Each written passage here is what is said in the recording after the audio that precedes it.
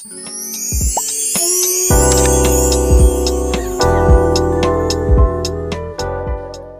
को प्रणाम। डे 92 हमारी भावी पीढ़ी और उसका नवनिर्माण। आज का शीर्षक है बच्चों का निर्माण, आवश्यक सावधानियां।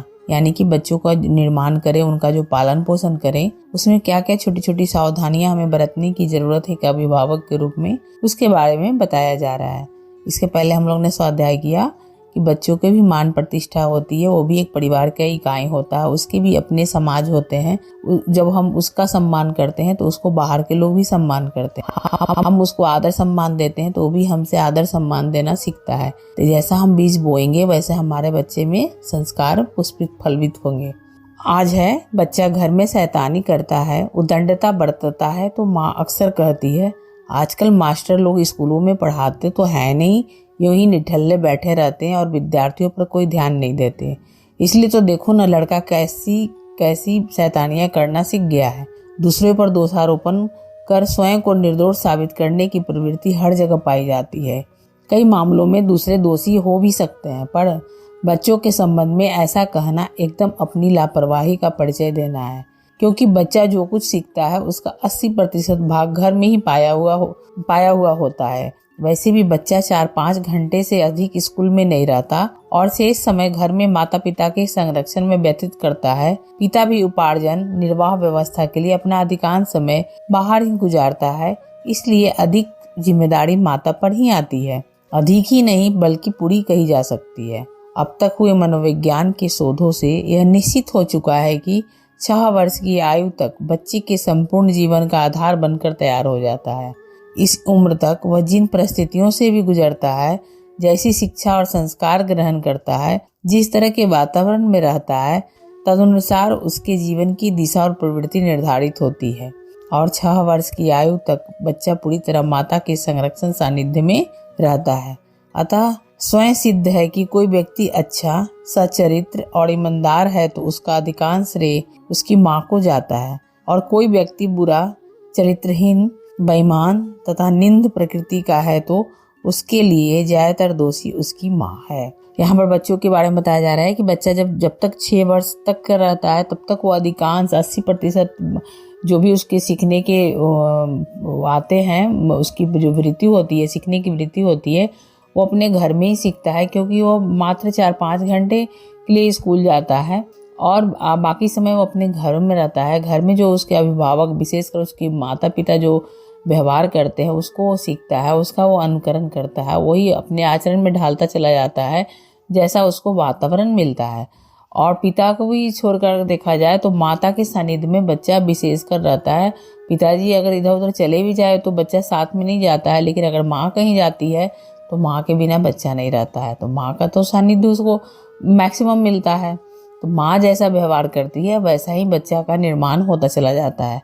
तो यहाँ पर यही बताया जा रहा है कि हम अक्सर दूसरे पर दोषारोपण कर देते हैं, लेकिन हम ये नहीं देखते हैं कि हमारी वहाँ क्या भूमिका थी, हमने कितना उत्तरदायित्व निभाया और हम जो अपने एंड से कर सकते थे वो उसको कितना किया। तो यहाँ पर वही समझाया जा रहा है कि बच्चों के निर्माण तो करें, लेकिन उनमें आवश्यक सावधानियां बरतते चले जाएं। हम अपने स्तर से जो कर सकते उसमें कोई कोताही ना बरतें। असंस्कृत घरों में बच्चा बाहर से किसी की कोई वस्तु उठाकर लाता है और उसकी इस हरकत पर ध्यान नहीं दिया जाए तो बहुत संभव है कि बच्चा आगे चलकर चोर बन जाए। झूठ बोलने वाले बच्चे बेईमानी, दूसरे के साथ मारपीट करने, उनकी वस्तुएं छीन लेने वाले बदमाशी तथा उस श्रृंखला की दिशा प्राप्त कर लेते हैं।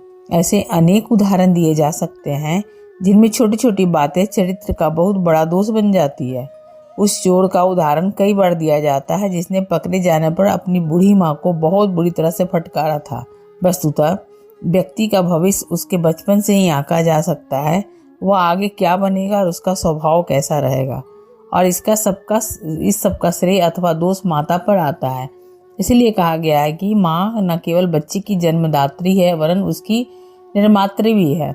मतलब माँ यहाँ सिर्फ बच्चे को जन्म नहीं देती, बल्कि बच्चा अधिकांश समय माँ के सानिध्य में रहता है तो माँ उसका निर्माण जैसा चाहे वैसा कर सकती है। और हमारे शास्त्रों में, हमारे समाज में, हमारे भारतीय सनातन धर्म में देखा जाए ऐसे कई एग्जाम्पल हैं, जैसे माँ दालसा हो गई, जैसे छत्रपति शिवाजी हो गए हैं, मतलब ऐसे अनेक उदाहरण हैं। जैसे माँ की एक इच्छा होती है, जैसा माँ चाहती है वैसा अपने बच्चे का निर्माण कर सकती है, चाहे वो अच्छा करे या बुरा करे। भला कोई माँ अपने बच्चे का निर्माण बुरा क्यों करना चाहेगी। लेकिन अगर उसकी जिज्ञासा बहुत ही तीव्र हो कि नहीं हमारा बच्चा ऐसा ही बने, तो ऐसा बनाने में वो सक्षम है, माँ में इतना दम है, इसलिए उसको निर्मात्री भी कहा जाता है। अपने बच्चे को अच्छा, सच्चा और श्रेष्ठ व्यक्ति बनाने के लिए माता का समझदार और सुशिक्षित होना जरूरी है।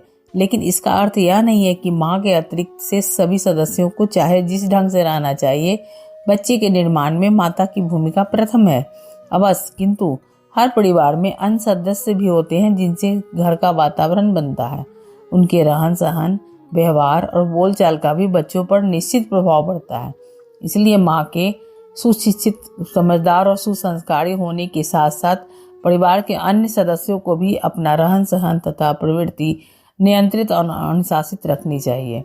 बच्चा चूंकि परिवार में रहता है, परिवार के में माँ के अलावा अन्य सदस्य भी होते हैं, तो उनसे भी बच्चा बहुत कुछ सीखता है। जैसे दादा दादी, काका काकी, बुआ फुआ सब होते हैं, चाचा होते हैं, तो वो कैसा व्यवहार करते हैं। वो चूंकि घर का, परिवार का वातावरण सभी सदस्यों से मिलकर बनता है, सबके विचारों के अनुसार बनता है, तो बच्चा सबको फॉलो करता है, क्योंकि उनके साथ वो अधिक समय बिताता है। इसलिए सिर्फ माँ की यहाँ भूमिका महत्वपूर्ण नहीं होती है, बल्कि परिवार के अन्य सदस्यों की भूमिका बराबर की होती है बच्चों के निर्माण में। गिने चुने परिवारों को छोड़कर अधिकांश घरों में बच्चों के निर्माण को लेकर न गंभीरता से कुछ सोचा जाता है और न सावधानी पूर्वक कोई ध्यान दिया जाता है। यही कारण है कि एक ओर जहाँ पुरानी रूढ़ियाँ, कुरीतियाँ, अंधविश्वास, संकीर्ण और हानिकारक रीति रिवाज समाप्त होने लगे हैं, वहीं दूसरी ओर बच्चों के आवारा बनने, घर से भाग जाने, शैतानियां करने तथा उच्छृंखल उद्दंड होते जाने की शिकायतें बढ़ती जाती है।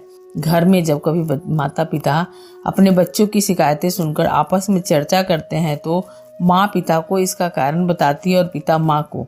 कई बार इस प्रकार भी एक दूसरे पर दोषारोपण किया जाता है कि लड़का ठीक तुम पड़ गया है। यहाँ पर माता पिता के झगड़ा, माता पिता के बीच के संबंध कैसे हैं, उसका भी प्रभाव बच्चे के निर्माण में पड़ता है, क्योंकि बच्चा अपने माँ बाप के साथ अधिकांश समय बिताता है। तो हमें यहाँ अपने एक दूसरे पर एक माता पिता के रूप में दोषारोपण करके हम छुटकारा नहीं पा सकते हैं, या दोषारोपण करके मुक्त नहीं हो सकते हैं। हमें इससे बढ़िया है कि लड़ाई झगड़े, कलह कलेश से अच्छा है कि हम अपने बच्चे के निर्माण में जो हमारी भूमिका है, अपनी सारे जितनी भी अंदर कलह कलेश है, हमारे बीच की दूरियां हैं, मतभेद, उनको दूर करके, उनको भुला करके हम अपने बच्चे के निर्माण की जिम्मेदारी जो है, उत्तरदायित्व हमें बखूबी निभाना चाहिए। स्मरणीय है कि बच्चे के व्यक्तित्व में न केवल माता का हाथ है, न केवल वह पिता की प्रकृति का है, वरन बच्चा दोनों के व्यक्तित्व और स्वभाव का संगम समन्वय है। कहा जा सकता है कि माता पिता तो अपने अपने काम में व्यस्तता पूर्वक लगे रहते हैं या घर में ही रहते हैं, फिर आवारा हो जाने वाले बच्चे आवारागर्दी कहाँ से सीख लेते हैं। दरअसल बच्चों का मन जब घर के वातावरण से विच्छिन्न हो उठता है, तो वो अपना संतोष बाहर खोजने लगते हैं। इस विच्छिन्नता का कारण प्रमुख रूप से घर का वातावरण कलहपूर्ण होना है। घर के सदस्य आपस में मनमुटाव रखते हो या माता पिता में रोज तनाव पैदा हो, तो इस कारण होने वाले कुहराम अथवा सूनेपन से बच्चे भयभीत हो उठते हैं और वे वातावरण से यथासाध्य अलग रहने की कोशिश करते हैं। एक तो यह विलगाव तथा दूसरे घरेलू वातावरण का संस्कार उन्हें आवारा उदंड बना देता है। घर का वातावरण का सच में बहुत प्रभाव पड़ता है। अगर घर में बच्चे को वातावरण वैसा नहीं मिलेगा, तो चूंकि बच्चे काफ़ी एनर्जेटिक होते हैं, तो कहीं ना कहीं अपनी चिंतन की विचारधारा को, अपनी एनर्जी को, अपने मनोरंजन करने के तरीके को, उसको जो एक साथ लोगों की चाहिए, उसको ढूंढने में वो बाहर की ओर तो कदम रखेगा ही, और जो घर में उसकी कमी महसूस, उसके अभाव उसको महसूस होंगे, तो कहीं ना कहीं इसका वो भरपाई करेगा। और इसी क्रम में अगर उसके संगी साथी अच्छे नहीं मिले, तो आवारा और उदंड बनने का भी उसकी संभावना होती है। बच्चों के कुमार्गामी होने की परिस्थितियां माता पिता के स्वभाव में रहने वाली त्रुटियों से भी बनती है। यह तो सभी जानते हैं कि बच्चे अनुकरण से सीखते हैं। पिता में सिगरेट पीने या मदिरापान करने की आदत होती है, तो बच्चे भी स्वाभाविक ही दुर्व्यसनी होंगे। माँ झूठ बोलती हो या परिवार के बुजुर्ग सदस्यों का निरादर करती हो, तो बच्चों में भी अशिष्टता और उदंडता जमेगी। माता पिता की प्रत्येक प्रवृत्ति का बच्चों के अपरिपक्व मस्तिष्क पर गहरा प्रभाव पड़ता है और वे बेरोक टोक अपने माता पिता की अनुकृति बन जाते हैं। यानी बच्चा फॉलो जो भी करता है, अधिकांश जो फॉलो करता है अपने घर के वातावरण का ही फॉलो करता है। वहाँ के जो उसको उस परिवार के सदस्य, उसके घर के जो परिवार के सदस्य होते हैं, विशेषकर उसके माता पिता जो व्यवहार करते हैं, बच्चा उन्हीं का अनुकरण करता है। क्योंकि माँ बाप के ही प्रतिबिंब बच्चे में होते, वो अपने माँ बाप का ही अनुकृति होता है। तो यहाँ हम दूसरे पर दोषारोपण नहीं कर सकते हैं कि उसके कारण हमारे बच्चे का निर्माण सही तरीके से नहीं हुआ।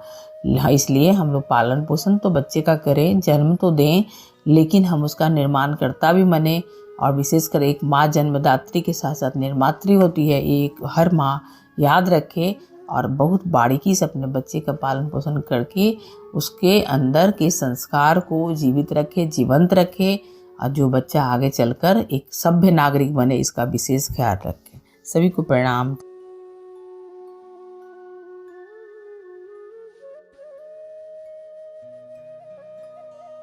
हमारे YouTube चैनल को सब्सक्राइब करें और बेल आइकन को दबाकर ऑल पर क्लिक करें ताकि आने वाले सभी वीडियोस की नोटिफिकेशन आपको मिलती रहे।